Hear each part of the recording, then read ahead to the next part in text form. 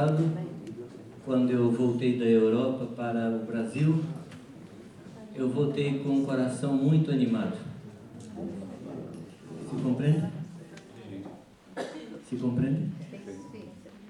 E todos esses anos que eu tenho vindo à Europa, eu volto muito machucado. Eu estou vindo à Europa desde 82, eu tenho vindo para cá.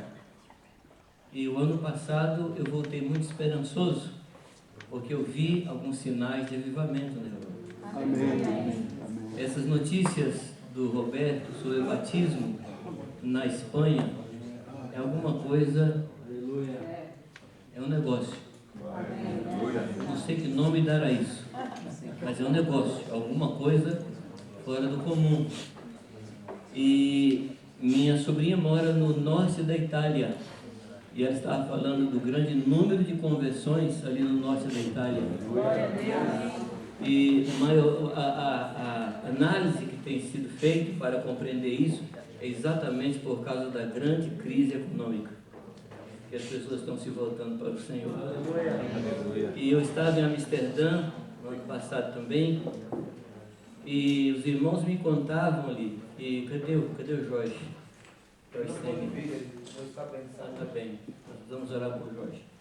Ele estava me contando, alguns irmãos, que o grupo Hillsong esteve ali na frente do Palácio da Rainha, e 5.000 jovens e adolescentes ajoelhados orando por avivamento. Aleluia. Isso já é avivamento. Amém.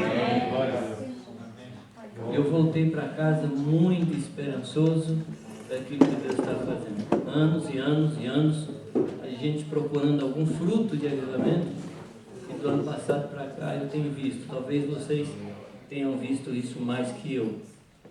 Mas nós vamos sair daqui esses dias, vamos voltar a Harlow, onde mora minha filha e Maurício, e depois vamos à Rússia, vamos visitar lá umas 5 ou 6 cidades. Eu gostaria que vocês se lembrassem de orar pela Rússia. A Rússia é a única nação aqui da Europa que nunca experimentou um avivamento.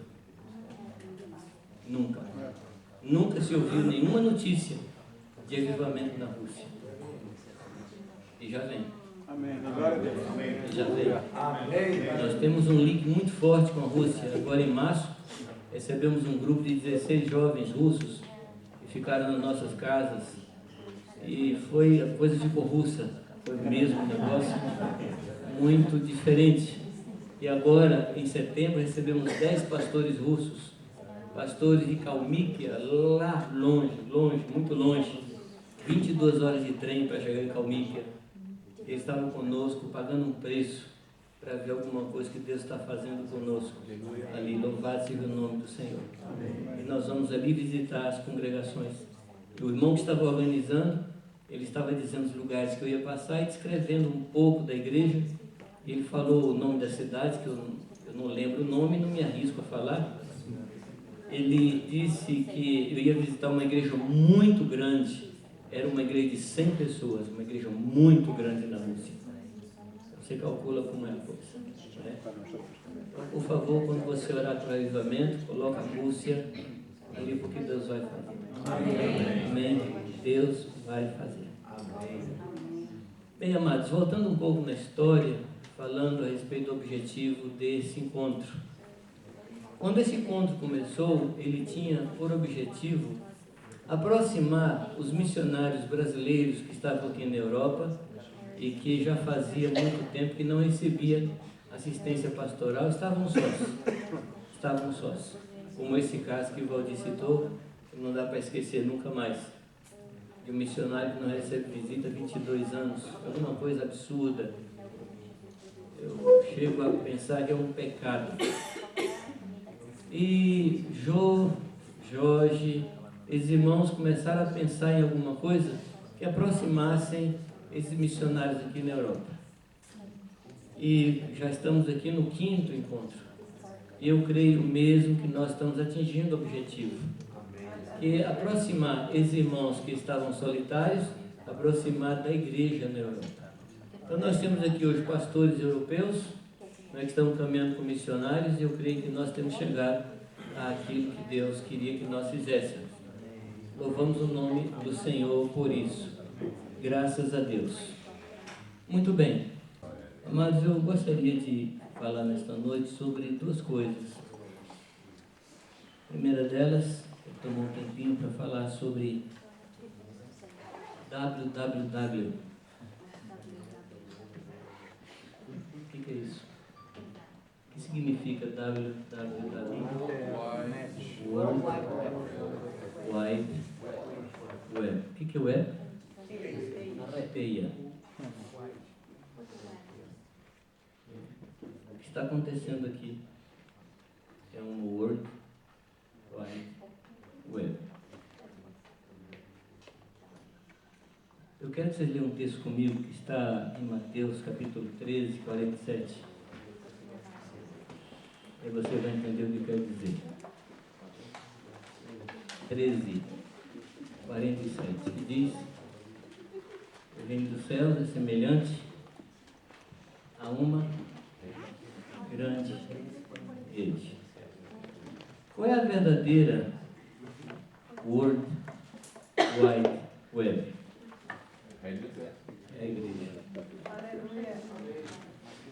A verdadeira www é a igreja. Essa é a igreja. E o que é que o Senhor vai lançar nos últimos tempos?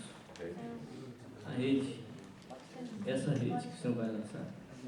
Nós estamos vendo aqui portugueses, espanhóis, brasileiros, ingleses, que mais? Irish people, que mais? Estamos vendo aqui chilenos.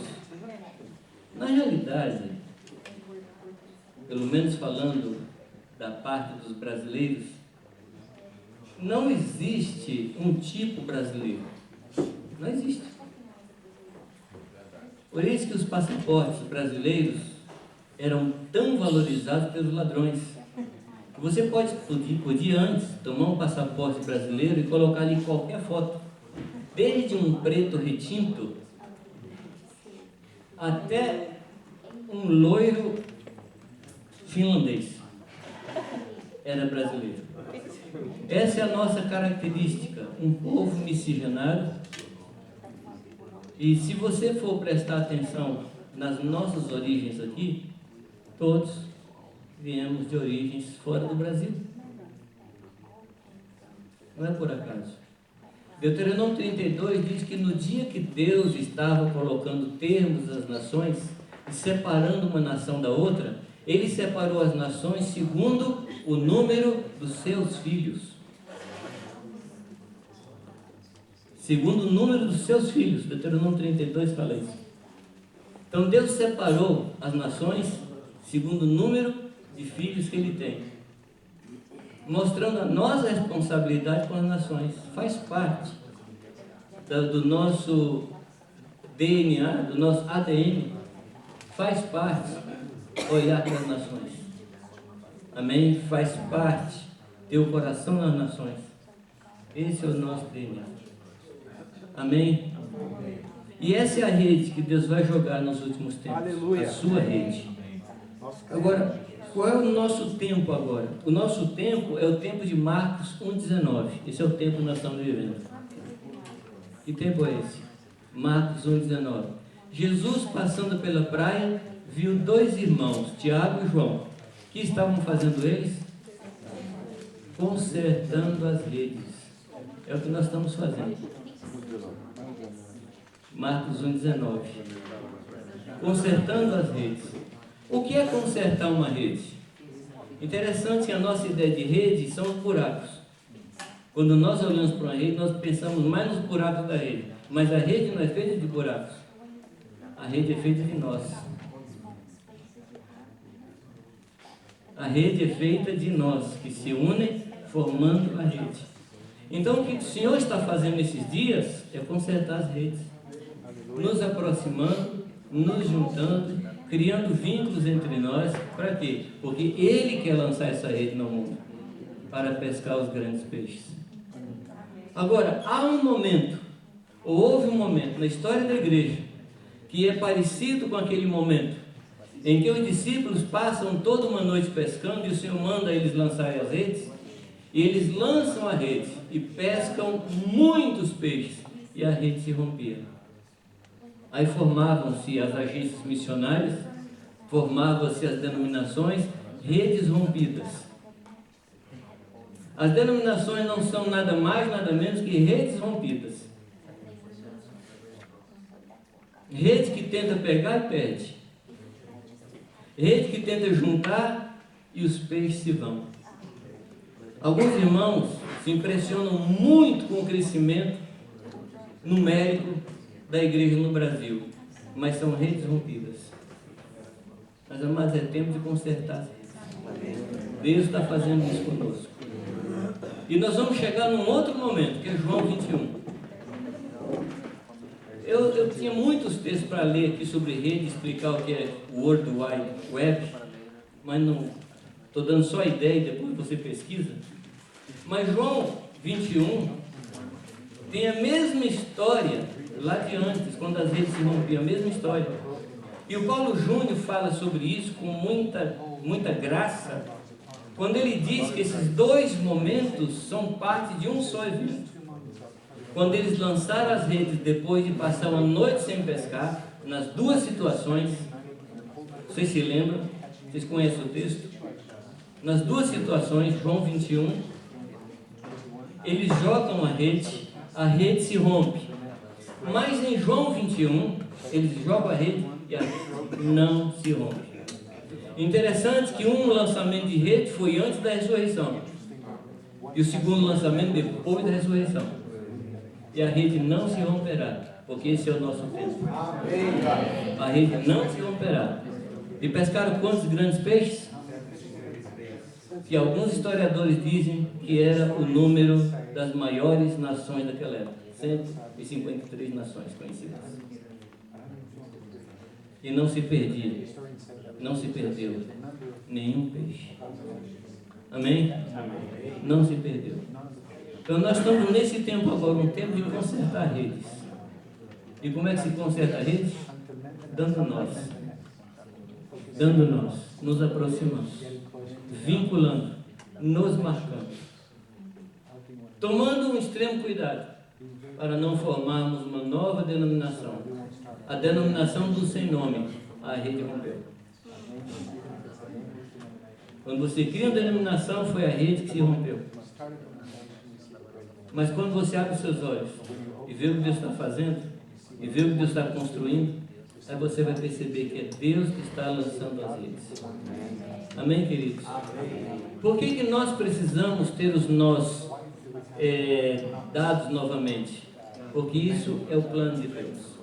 Alguém me perguntou, por que eu crio na unidade da igreja? Eu creio na unidade da igreja. De todo o meu coração eu creio. Eu creio nisso não para o céu. Eu creio nisso aqui para a terra. Amém? Amém? Porque a palavra de Deus diz que nós vamos ser um. Ter a mesma estatura de varão perfeito de Jesus Cristo. E o texto diz assim, para que não sejamos levados por todo vento de doutrina, por homens fraudulentos. Amados, no céu não tem vento de doutrina, nem homem fraudulento. Então isso é para aqui, para esse momento. Amém? E eu respondi a esses irmãos 4 itens, 4 coisas que fortalecem o meu coração e que me animam nisso. Em primeiro lugar, Jesus Cristo morreu para juntar num só corpo todos os seus filhos dispersos. Amém? A morte de Jesus foi para juntar num só corpo todos os seus filhos dispersos. Amém, queridos? Segunda coisa, esse será o grande sinal de que Jesus Cristo foi enviado. Louvado seja Deus pelas ressurreições.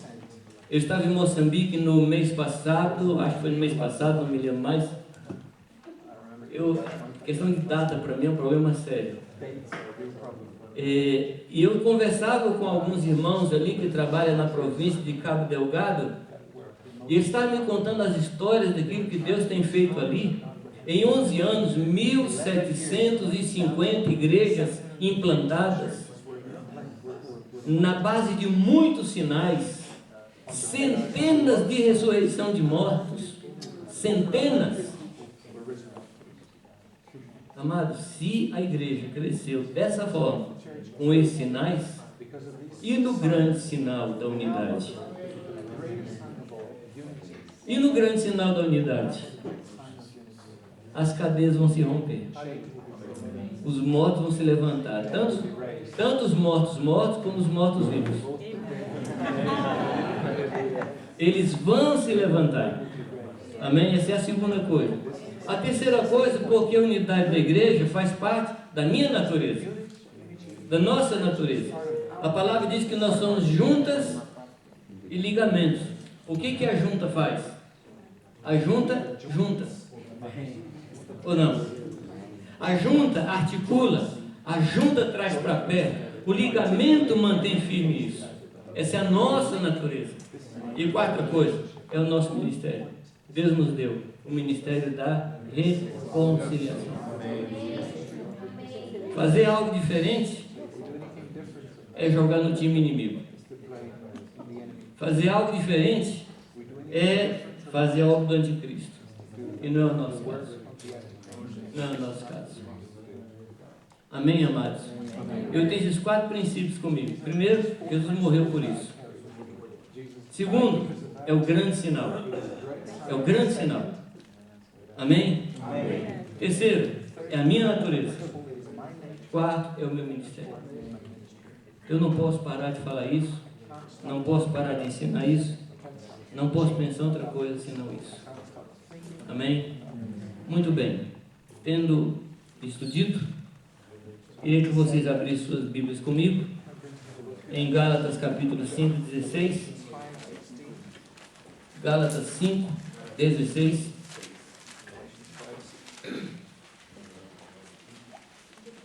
E Romanos 8, 1.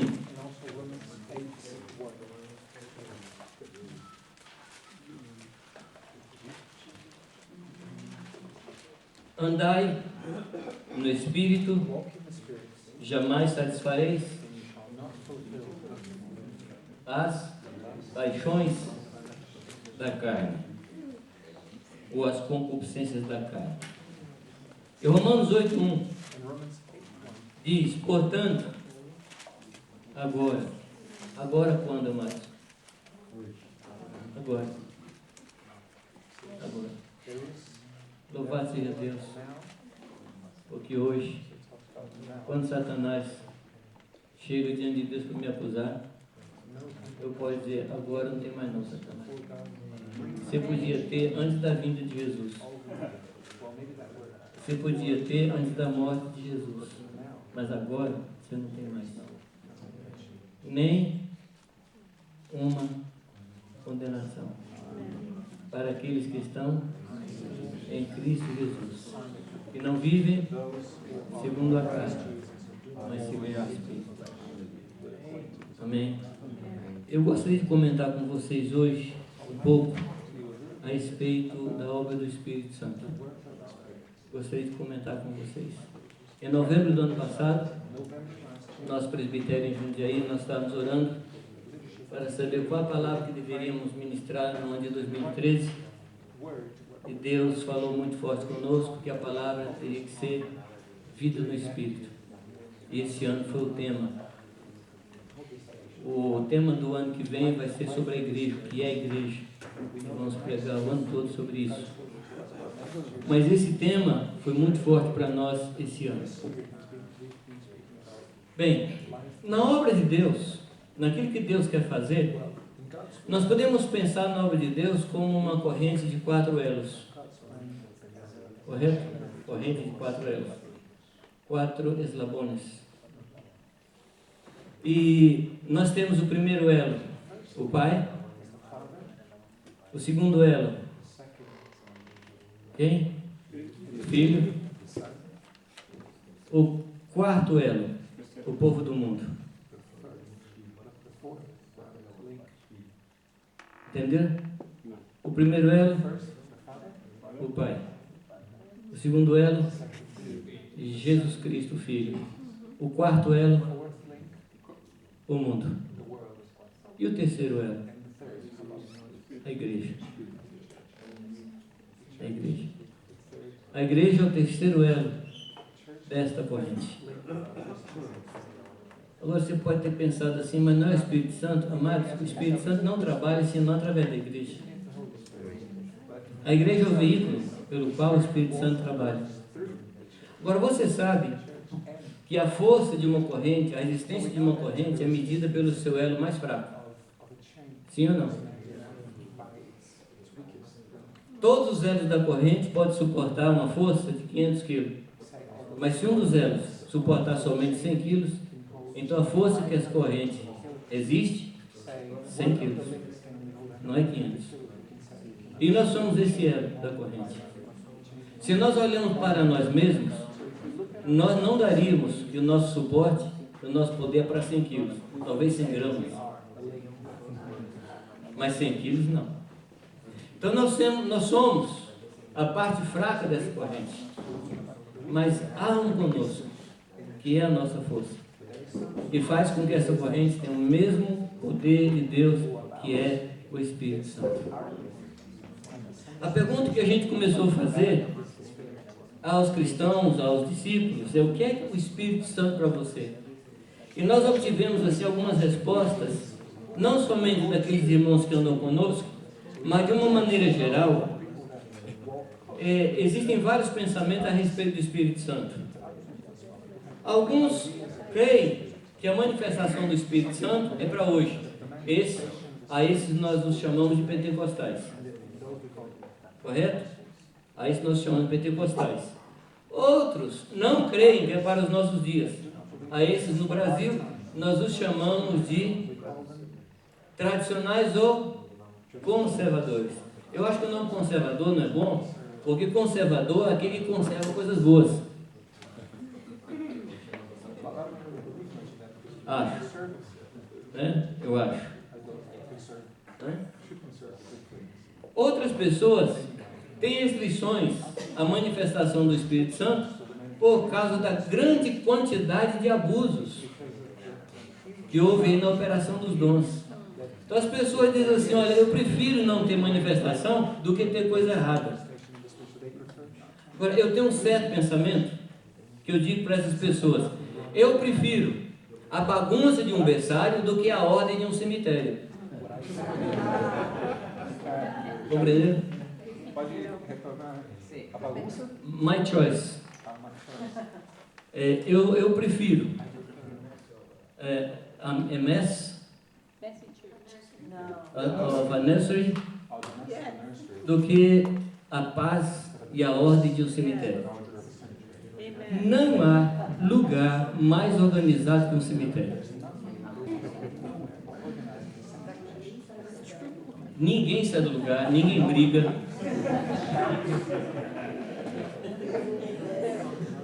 Mas eu prefiro a bagunça de um berçário.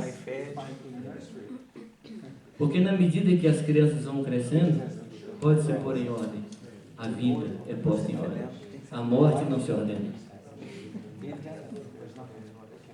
Então, amados, com todo o risco que nós podemos correr, nós precisamos da obra do Espírito Santo em nossas vidas. Com todo o risco. Mas na realidade eu quero dizer a você que a obra do Espírito não oferece nenhum risco. Risco é andar sem ele. De maneira geral, o batismo com o Espírito Santo, eu digo em termos de Brasil, se tornou uma mera doutrina.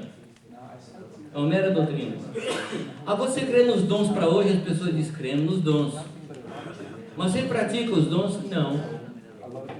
Então nós dizemos que temos uma teologia renovada e uma prática tradicional. A nossa teologia, ela é renovada, mas a nossa prática, ela se tornou tradicional. Eu não gosto de chamar conservador, mas vamos usar o nome conservador. Então a nossa prática, ela perdeu o poder do Espírito Santo. Alguns pensam e atuam e agem como se o Espírito Santo fosse uma mera força. E se parece muito com os russelitas, os testigos de Jeová. Se parece muito com esses que pensam que o Espírito Santo é uma mera energia. Mas eu não preciso falar disso aqui, porque os irmãos sabem muito mais que eu que o Espírito Santo não é energia, mas é uma pessoa. Ele é uma pessoa que consola, que fica triste, que se alegra, que tem paz, que fornece paz. É uma pessoa. O Espírito Santo, ele opera na nossa vida desde antes da criação. Você se lembra de Gênesis 1? Versículo 2 diz que a terra era sem forma e vazia. E o Espírito, não é mais o Espírito não, é o Espírito, pairava sobre a face das águas. A palavra pairar, os irmãos conhecem o sentido dessa palavra? É aquela expressão que diz respeito à atitude de uma galinha que está sobre os ovos no seu ninho. E a galinha, ela para em cima dos ovos porque ela tem fé que aquele trabalho vai produzir vida. A galinha tendo fé é uma doutrina nova, mas vocês podem anotar aí. É claro, você acha estranho, mas a galinha toma essa posição porque ela crê nisso. Ela crê nisso. Correto? E fornece vida. Ela se senta ali e espera. E essa é a atitude do Espírito Santo. A terra sem forma e vazia, mas ele estava chocando a vida naquele lugar. E foi porque ele fez isso, houve vida. Deus fez isso. O Espírito Santo trabalha, deixa eu saltar aqui, entrando no Novo Testamento. O Espírito Santo, ele vem e anuncia a vinda do Messias. Aliás, os profetas todos, guiados pelo Espírito Santo, preparavam a vinda do Messias. Mas vem o Espírito Santo na vida de Maria e gera Jesus Cristo. Amados, é impossível que Jesus Cristo seja gerado na vida das pessoas, senão pelo poder do Espírito Santo. É impossível. É impossível. Eu não tenho outra palavra mais forte que impossível. Se você tiver alguma palavra mais forte que essa, me ajuda aí. É impossível que o Espírito Santo, ou que alguém, produza Jesus Cristo na sua vida, sem uma operação do Espírito de Deus. Amém? O Espírito Santo é aquele que, depois que Jesus nasce, convive aqui na terra, ele unge Jesus Cristo para o ministério. Interessante que Jesus, ele depois de batizado, cheio do Espírito Santo, ele recebe naquele dia a confirmação de quem ele é. Interessante como o Espírito Santo nos dá identidade. A nossa identidade é produzida pelo Espírito Santo. Quando Jesus sai das águas, ele diz: este é meu filho amado. Ele dá uma identidade a Jesus. E Jesus é levado para o deserto, para que essa identidade seja provada. Se tu és filho. E lá no deserto, Jesus Cristo passa por essa prova. E depois, pelo Espírito Santo, ele volta do deserto e entra numa sinagoga e faz o quê? E toma o texto, que lê no texto? Isaías 61, estou falando de Lucas 4, o que diz ali? O Espírito do Senhor está sobre mim. Meu amado, eu sei, como diz a Companhia Azul lá no Brasil, eu sei que você sabe, mas não custa lembrar. Quem já viajou de azul com essa frase? Eu sei que você sabe, mas não custa lembrar que é impossível realizar o ministério de Jesus Cristo sem o poder de Jesus Cristo. Eu sei que você sabe, mas às vezes a gente esquece que sabe. Às vezes a gente esquece desse por maior. Não é um por menor, não é um detalhe, é toda a força da nossa vida. Ele unge Jesus Cristo. O Espírito do Senhor está sobre mim, pelo que me ungiu para. O Espírito nos unge para o ministério. É impossível desempenhar o ministério sem o poder do Espírito Santo. É impossível lutar contra o pecado sem o poder do Espírito Santo. É impossível viver uma vida santa sem a graça do Espírito Santo. O Espírito Santo para nós, amados, é a própria respiração. É a própria respiração. Aliás, a palavra Espírito fala de pneuma. A palavra pneuma, ruach, que é sopro, que é fôlego. E foi isso que ele fez no homem, quando ele soprou nas narinas. E se você respira, é porque o Espírito Santo permitiu que você respirasse. Sim ou não? Não existe nada mais básico na nossa vida do que a respiração. Não tem nada antes disso. É por isso que quando a criança nasce, o médico pega a criança e... Para quê? Para respirar. Para respirar. A vida cristã é assim também. Nós precisamos respirar. Por isso Deus muitas vezes nos dá um choque. Nos leva ao deserto. Nos leva ao deserto para sofrermos choques, para aprender a respirar. Amém? Dias atrás fiz uma brincadeira, um tester com os irmãos da congregação. Disse assim: nós vamos ficar aqui 3 minutos sem respirar. Atenção, no 3, pare de respirar. Claro que ninguém quis fazer isso.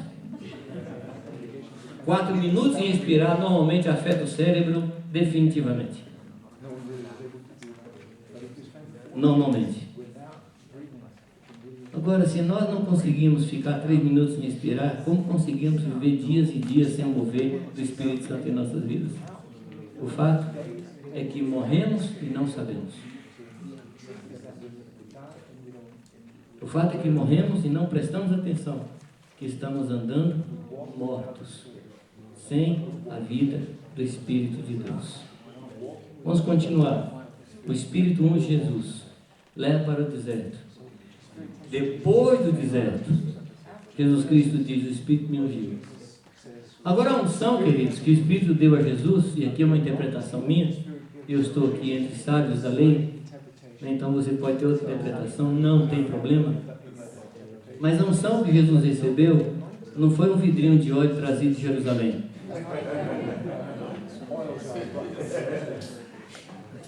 Não foi óleo ungido. Foi o próprio deserto. Deixa eu lhe mostrar um outro momento da vida de Jesus. Quando um pouco antes de ir para a cruz, ele vai para o jardim. O jardim do Getsemane, que significa prensa do azeite. Se você quiser unção na sua vida, espere a prensa do azeite. Se você está pedindo unção, espere o sofrimento. Não há unção sem sofrimento, pois é o sofrimento que vai apertar o olivo, a azeitona, que vai apertar até que o azeite brote na nossa vida. Aleluia. Amém? Então não estranhe o fogo ardente que arde no nosso meio, como se estivesse prestes a nos consumir, porque é o próprio Deus produzindo em nós unção para o ministério. Amém? Eu percebi assim um amém um pouco fraco. Eu não sei se esse amém é porque você está pensando no assunto ou com medo do assunto. Amados, ser cristão e sofrimento são sinônimos. Eu estava com um grupo do Uzbequistão, lá num bosque na Rússia. E eles estavam me contando como é a vida cristã para eles. E eles contavam assim: olha, apanhei da polícia até cair desmaiado. Você deve ter ouvido essas coisas lá. E eles estavam contando isso, mas contando como lá no Brasil nós contamos: olha, eu vim para a reunião e passei por um engarrafamento muito grande. Então para eles, apanhar da polícia é uma coisa assim muito comum, corriqueira. E eu ali ouvindo aqueles irmãos dando aquele testemunho, eu comecei a pensar: Deus, se o Senhor me mandar para o mesmo céu desse pessoal, o Senhor é injusto. Desculpa, mas as conversas minhas com Deus é mais ou menos nessa base. Se o Senhor me mandar para o mesmo céu desse pessoal, o Senhor é injusto. Aí Deus falou assim: a sua cota vai chegar. O seu tempo vai chegar. Porque vai haver um tempo, amados, em que o mundo vai nos perseguir de verdade. A igreja vai nos perseguir, a igreja institucional vai perseguir a igreja verdadeira. Quem perseguiu Jesus Cristo não foi o povo de fora. Lembre-se disso. Não confunda as coisas. Não pense que tudo é a mesma coisa, que não é. Mas deixa eu voltar aqui para a unção de Jesus Cristo, que é a nossa unção. Ele unge Jesus Cristo para o ministério. João capítulo 14 e capítulo 16, nós não vamos ler o texto aqui. São os dois capítulos. Esse conjunto de capítulos, do capítulo 14 de João até o capítulo 17, são capítulos muito interessantes. Porque no capítulo 17, ainda que em algumas versões em português, diz ali oração sacerdotal de Jesus, eu não sei quem deu esse nome a essa porção, mas na realidade, o João 17, ele é um relatório do que Jesus Cristo fez aqui nesta terra. Ele está dizendo, Pai, eu fiz isto, eu fiz isto, eu fiz isso. Ele está prestando um relatório. Ele está prestando contas. Ele está dizendo para Deus o que ele fez. Eu tenho aconselhado os irmãos, se você quiser aprender a fazer discípulos, aplique João 17. Ali está a receita do que é fazer discípulo. Então ele está dando um relatório de alguma coisa que ele fez. Relatório diz respeito ao passado. Mas João 14 e 16, ainda que esteja antes do 17, mas são capítulos que falam do que o Espírito Santo iria fazer. Então João 14 e 16 apontam para o futuro. João 17 aponta para o passado. Então quando você lê esses 4 capítulos, ponha isso na sua mente. No capítulo 14 e o capítulo 16, existem próximo de 20 profecias, de 20 promessas de Jesus Cristo a respeito daquilo que o Espírito Santo iria fazer nas nossas vidas. Por favor, leia esses 2 capítulos e comece a pedir a Deus, Deus, falta isso, falta isso, falta isso. Comece a rogar a Deus as coisas que estão faltando acontecer na sua vida e na vida da congregação. Mas você vê ali a manifestação forte do Espírito Santo. Quando você lê os evangelhos, Atos, as cartas de Paulo, todas as cartas, você vai ficar impressionado como o Espírito Santo agia na vida de Jesus Cristo. Em alguns momentos nas Escrituras aparece uma expressão, e Jesus movido de íntima compaixão. Essa íntima compaixão é o impulso interior do Espírito de Deus, levando Jesus Cristo para frente. É impressionante como o Espírito Santo é presente na vida de Jesus Cristo. É impressionante a força de Jesus na vida do Senhor Jesus. Então João 14, 16, Jesus está falando da capacitação dos discípulos no poder do Espírito Santo. Em João 15, 15, por favor anote e depois vocês vão fazer uma pesquisa. João 15, 15, Jesus está falando da nossa capacitação para darmos frutos. Como é que eu posso afirmar isso? Porque ele diz assim, todo ramo que estando em mim, o ramo está em Jesus, e o que faz o ramo dar fruto é alguma coisa invisível que se chama seiva. O que é a seiva? O que é a seiva? É o sangue da planta. E o que é o sangue do corpo de Cristo, senão o Espírito de Deus? Amém. O que é o sangue do corpo de Cristo, senão o próprio Espírito que foi derramado na vida da igreja? Se nós quisermos frutificar, nós precisamos deixar a seiva de Deus correr em nossas vidas. Amém, amados? Quando Jesus quis mudar a qualidade do fruto das nossas vidas, Ele nos cortou da planta brava e nos enxertou nele mesmo, para que pudéssemos receber. O que determina a mudança da qualidade dos nossos frutos é o lugar onde estamos enxertados. E nós estamos enxertados em Cristo Jesus. Amém? Ele nos capacita a dar frutos.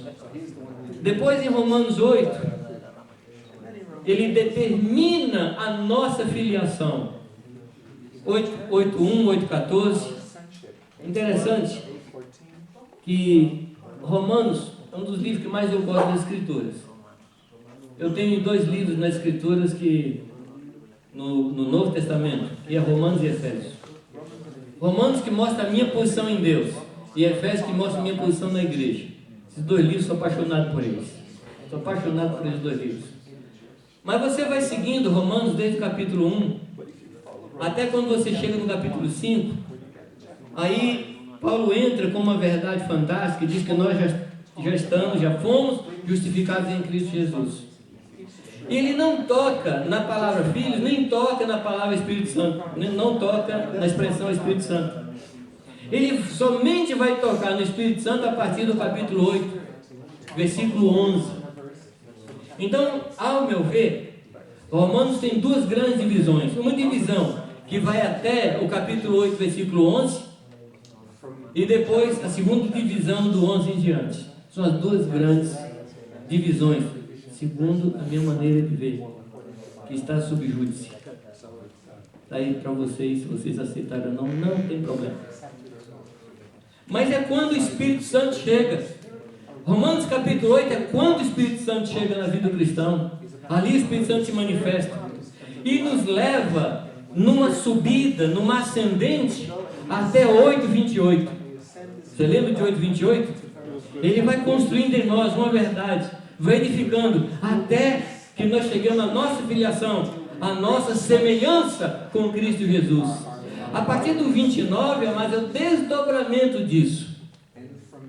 Mas ali aparecem palavras novas, que é o Espírito Santo. Vamos tomar como uma palavra? E filhos. Somos filhos. E aí a partir de Romanos 8 fala muito sobre filhos. E quem nos revela que somos filhos é o Espírito de Deus. É por ele que nós dizemos Abba. Ou seja, paizinho, pere, papito. Não é assim? Ele que nos revela. Ele que diz assim: eu sou teu pai e você é meu filho. Louvado seja o nome do Senhor. O Espírito Santo, amados, é que ele é que faz essa diferença na nossa compreensão de que não éramos filhos, agora somos filhos. Amém? É o Espírito Santo que nos capacita para fazermos o que estamos fazendo. Amém? O que nós estamos querendo fazer? Ganhar as nações. Mas isso só pode ser feito pelo Espírito de Deus. Por favor, amados, me perdoe a minha referência aqui agora, mas é a que me vem. Há um desenho animado, eu também gosto muito dele, não é Tom e Jerry, é Pink Cérebro. Não sei quantos conhecem Pink e Cérebro. Conhece? São 2 ratinhos. E todas as noites eles terminam a noite um perguntando para o outro: o que vamos fazer amanhã, Cérebro? E o Cérebro diz: vamos ganhar o mundo. Se não for pelo Espírito Santo, nós não passamos de Pink e Cérebro. Se não for pelo Espírito Santo, são tentativas diárias e frustradas, e não chegaremos ao outro lado da rua. Que somos nós? Pique cérebro? Ou somos filhos cheios do poder de Deus? Mas desculpa a referência, tá? Mas é a única coisa que eu me lembro para mostrar, porque a gente tem essa mania de querer ganhar o mundo. A gente não tem? É uma mania. Ou é uma vocação. Depende do tanto do Espírito Santo que está em nós. Se temos o Espírito Santo, nós vamos ganhar nações. E vamos mesmo. E vamos mesmo. Por quê, amados? Porque essa é a vontade de Deus. Agora tem um segredo aqui entre nós. Por favor, não conte ninguém. Quem vai ganhar as nações é Jesus Cristo. Só, não fala para ninguém não. É que Deus resolveu repartir conosco essa glória.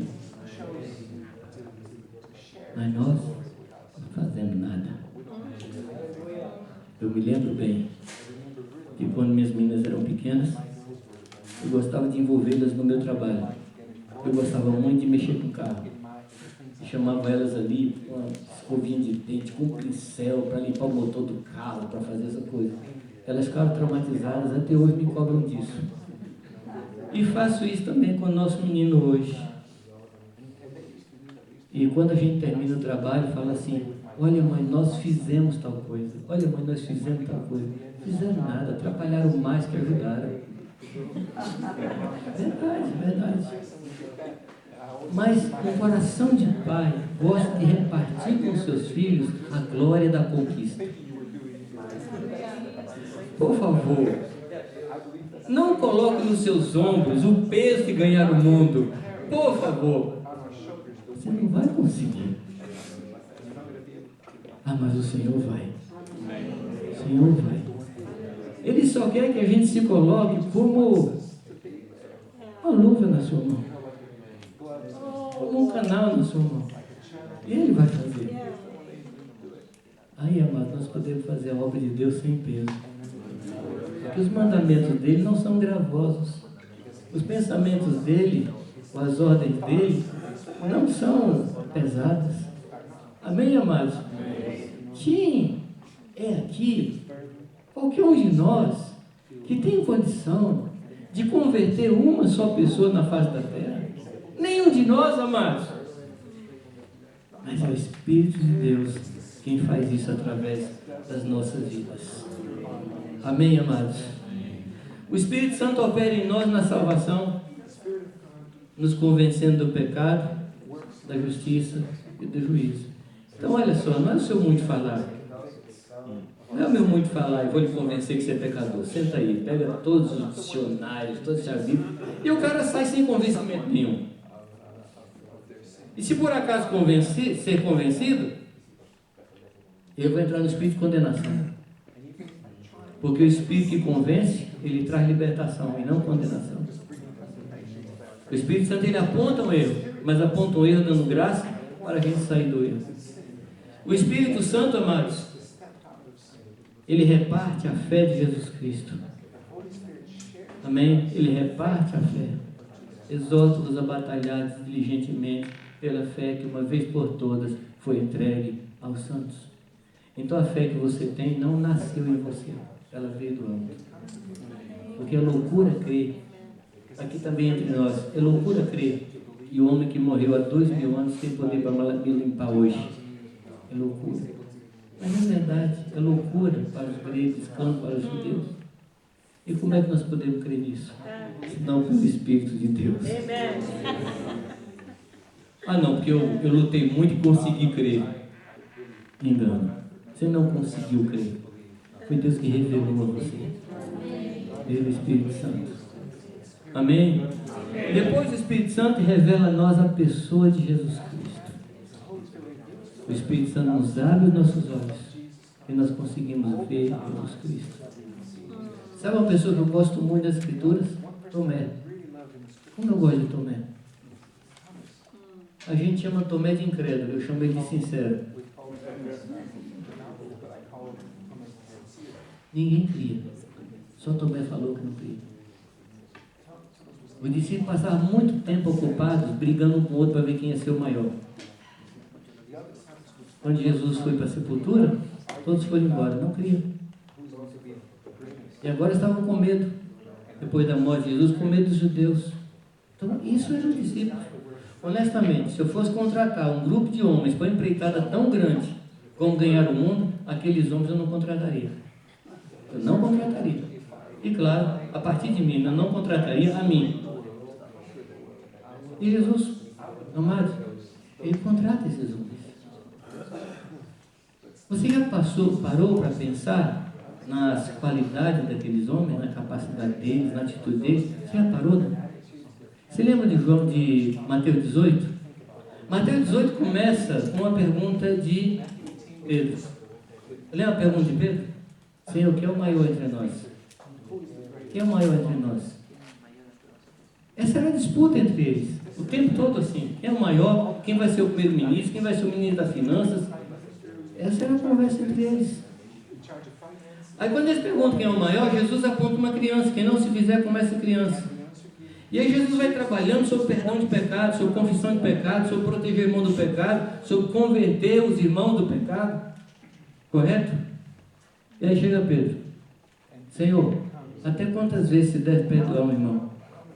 Você reparou que desde o versículo 1, a impressão que me dá é que até o versículo 21, quando Pedro faz essa pergunta, 22, parece que Pedro não pensou em outra coisa. Por quê? Porque a disputa entre eles, ele era quem era o maior.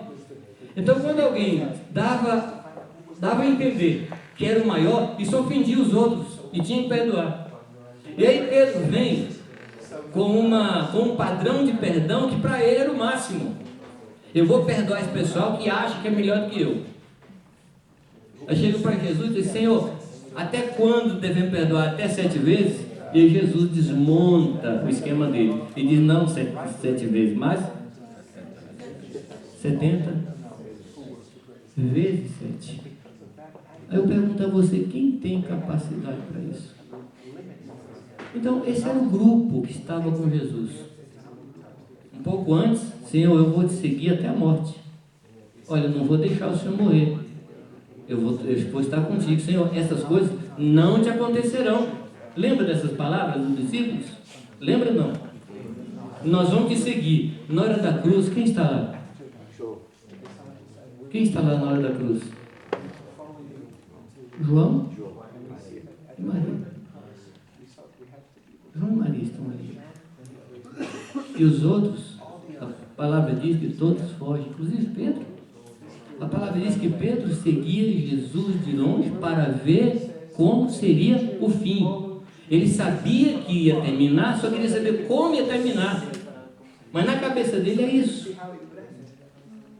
Alguém diz que Jesus ligava tão pouco para dinheiro que pôs um ladrão como tesoureiro. Foi ou não? Você contrataria esse povo para ser presbítero na sua igreja?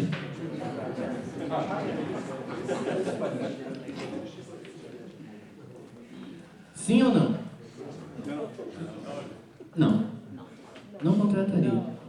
Mas Jesus chamou esses homens e deu-lhes ordem para ganhar todas as nações da terra. Mas se eu fosse Jesus, graças a Deus por vocês que eu não sou, e por mim também, né? Graças a Deus, eu não teria subido ao céu naquele dia. Eu teria dito a Deus assim: Deus, vamos suspender essa minha subida aí, por mais 30 anos eu vou ficar com esse pessoal aqui, porque a coisa está feia, pai. Ninguém crê. O pessoal anda briguento.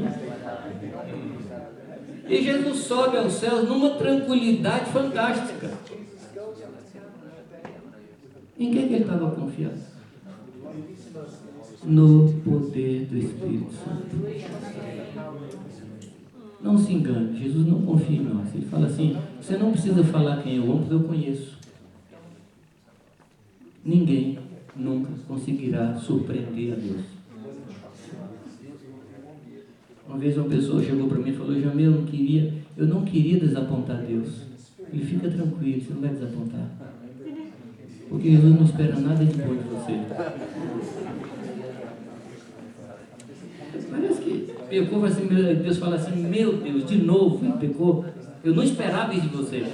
Mas Deus não se surpreende nem com bem nem com mal. Amém? Sabendo qual era o nosso conteúdo, sabendo qual era o nosso caráter, sabendo da nossa fraqueza, Ele enviou o Espírito de Deus. Glória a Deus. Não foi por mérito, foi por necessidade. Não foi uma medalha que Ele nos deu, mas foi graça. A graça que Ele nos deu para cumprir a sua santa e maravilhosa obra. Por favor, nunca deixe chegar ao seu coração a mínima ideia de que nós podemos fazer alguma coisa. Jesus falou taxativamente: sem mim, nada. Nada podeis fazer. Então Jesus capacita os seus discípulos para fazer a obra dele, a obra que ele queria que fosse feita. O livro dos Atos, nós o chamamos de Atos dos Apóstolos, mas o nome correto desse livro é Atos do Espírito Santo, porque o Espírito Santo vem e toma o controle da igreja. Ele diz assim: eu sou pastor dessa igreja. Eu tenho insistido com os pastores no Brasil a que devolvamos o pastorado a quem de direito. Assim, eu gostaria de um dia, assim, ali, toda a nossa turma lá, a gente fazer uma reunião solene e renunciar ao cargo. Você acha que isso é bíblico? Lá em Apocalipse, os 24 anciãos depositaram a sua coroa. Lembra? Então, eu estou chamando os irmãos, antes daquele ato, a gente hoje renunciar a coroa. Dizer, Deus, assume o pastorado da tua igreja. Quando Ananias peca e chega diante de Pedro,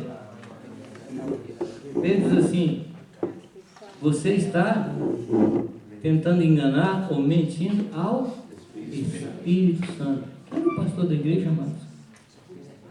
Era o Espírito Santo. O começo de Atos diz que Jesus passou 40 dias dando mandamentos através do Espírito, ensinando as coisas do reino pelo Espírito. E depois disso, fiquem em Jerusalém, porque vocês vão receber o Espírito. E os discípulos e apóstolos saíam pelos lugares pelo Espírito, fazendo a obra de Deus no Espírito Santo.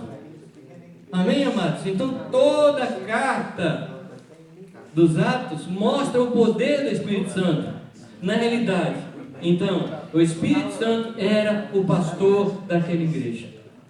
E se nós queremos os resultados do livro dos Atos, nós precisamos entregar de novo o pastorado ao Espírito Santo. Às vezes a gente quer que aconteçam conosco as mesmas coisas que aconteciam naquele livro, mas quem conduz a igreja somos nós.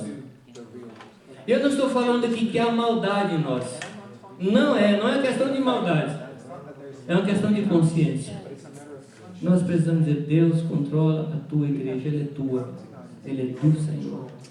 E não é só uma questão dos pastores fazerem isso, mas é uma questão de cada cristão entregar a sua vida ao mover do Espírito de Deus. Não é só a diretoria, não é só o presbitério, não é só o diaconato, mas cada cristão da igreja dizer, Jesus, tu és o meu pastor, tu és o meu Senhor, Espírito de Deus, tu és o meu guia. E cada cristão sendo cheio do Espírito Santo. Amados, nós não podemos aceitar aquilo que Deus não aceita. A gente tem se levantado contra pessoas que têm pecados, e deve ser mesmo, amém. A gente tem trabalhado com pessoas que se embriagam, amém, assim mesmo. A gente tem trabalhado com pessoas que adulteram, amém. Devemos trabalhar mesmo para livrar essas pessoas. Mas, amado, e aquelas pessoas que não são cheias do Espírito Santo? E que mantemos no nosso meio? Amados, pessoas mornas são vomitadas por Deus. E a gente tem uma atitude na igreja dizendo assim, não, está morno, mas é melhor ficar conosco do que estar no mundo. Deus não pensa assim. Deus não pensa assim. Ele diz que ao morno, eu estou prestes a vomitar. O morno dá náuseas em Deus.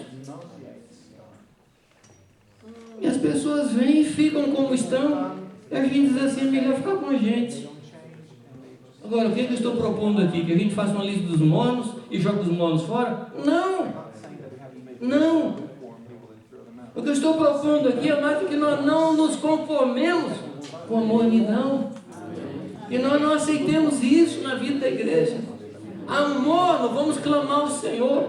Há um morno, vamos clamar a Deus. Há esperança para a árvore, que mesmo caída no vapor de chuva, brotará sem detença. Há esperança para o morno, há esperança para nós. Mas não aceitemos os mornos, porque Deus não aceita. Como é que nós podemos aceitar? Porque Deus não aceita. Acho, queridos, é que nós temos assim uma clareza muito grande, que existem pecados que Deus aceita e tem pecados que Deus não aceita. Tem pecados com os quais Deus convive, mas esse aqui Deus não convive. Mas Deus não convive com nenhum pecado. E o pecado da mornidão é o único pecado que Deus diz que vai vomitar aquele que tem esse pecado. Causa náuseas. Você já sentiu náusea alguma vez, não? Você já sentiu náusea? É ruim, né? Eu mesmo tenho um problema sério, eu não sei vomitar. É verdade, eu estava na Bolívia uma vez, tive uma crise de vômito, e um pastor estava comigo, Jamê, você precisa aprender a vomitar. Eu lá, precisa aprender a vomitar, rapaz? Sai daqui de perto, não vai me dar aula não de vômito. Né? Então, às vezes eu sinto náusea e não consigo vomitar. É um negócio ruim. Agora pensa bem, Deus com náuseas. Deus não sinta náuseas da gente. Deus não sinta náuseas. Amém? Amém. Que nenhuma pessoa cuidada por nós seja morta. Porque a promessa de Deus é derramar o seu Espírito Santo sobre quase toda a carne. É isso que está escrito? Não. Toda a carne. Significa que cada pessoa que eu estou cuidando vai ser cheia do Espírito Santo. Sem nenhuma exceção. Sem nenhuma exceção. Os vossos jovens terão visões. Os vossos velhos sonharão. Até sobre os vossos filhos e vossas filhas, sobre os vossos servos amados. É promessa para todos quanto ouviram o Evangelho. A plenitude do Espírito Santo. Amém, amados? Que Deus nos ajude.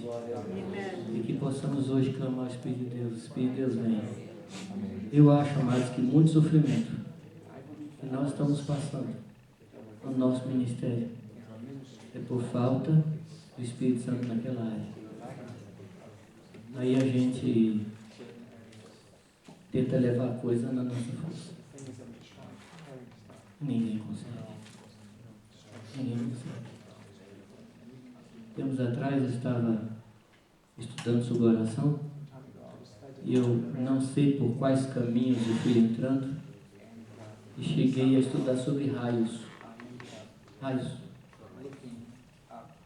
Lightning. E eu descobri algumas coisas no raio. Eu descobri que um raio, um raio somente, ele tem força para iluminar uma cidade do médio porte por mais de 100 anos. Um raio. Então não existe nenhum acumulador criado pelo mundo, pelo homem, que suporte uma descarga de um raio. Pois bem, um pecado tem mais força que isso. Um pecado tem mais força que isso. Agora, preste atenção. Eu não tenho força para suportar um só pecado meu. Um pecado meu já me mata. Um só. Um só já me mata. Agora, além de eu tratar com meus pecados, eu trato com o pecado de igreja, de pessoas. Eu pergunto, quem de nós pode suportar? É por isso que muitos pastores têm AVC, derrame, problema de coluna, problema de caspa.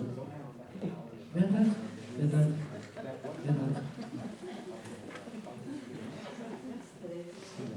Estresse. Se Deus me der graça, aqui eu quero falar um pouco sobre estresse pastoral. Você fala sobre estresse pastoral. Se você quiser limpar a sua alma, deixa o Espírito Santo fazer. Deixa o Espírito Santo corrigir. Deixa o Espírito Santo pastorear. Deixa o Espírito Santo tocar nas vidas. Há um autor brasileiro, um cantor brasileiro, que se chama Paulo César Brito, não sei quantos conhecem. É lá. Mas um dos cânticos dele, ele diz assim: Espírito Santo, toca por mim. Espírito Santo, fala por mim. Espírito Santo, ama por mim. Amém. Só Ele é capaz. Amém. A Ele a honra. A Ele a glória. A Ele o louvor. A Ele a força. A Ele a riqueza. A Ele a sabedoria. A Ele toda a honra. Louvado seja Deus. Vamos adorar o Senhor. Aleluia.